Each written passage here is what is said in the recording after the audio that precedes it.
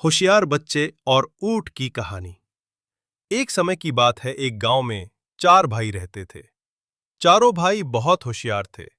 उनकी उम्र 15 से 20 वर्ष के बीच थी। एक बार चारों अपने मामा के घर दूसरे गांव जा रहे थे। रास्ते में उन्हें ऊंट के पैरों के निशान दिखाई दिए। थोड़ा आगे चलने पर उन्हें एक व्यक्ति अपनी तरफ आता दिया।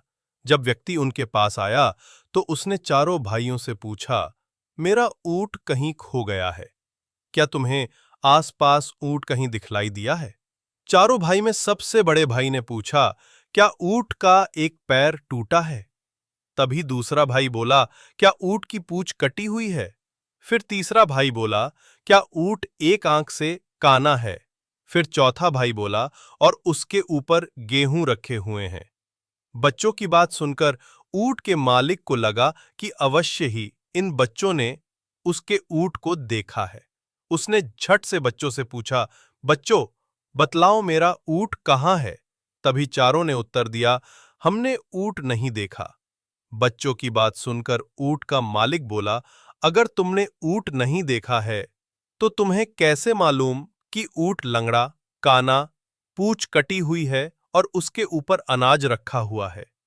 फिर भी चारों भाई यही बोलते रहे कि हमने तुम्हारा ऊंट नहीं देखा। ऊंट के मालिक को चारों भाइयों पर शक हुआ कि इन्हीं ने ऊंट चुराया है।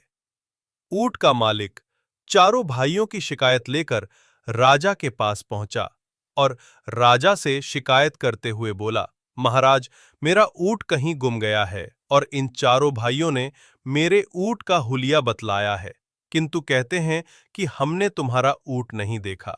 मुझे शक है कि इन चारों ने ही मेरा ऊंट चुराया है।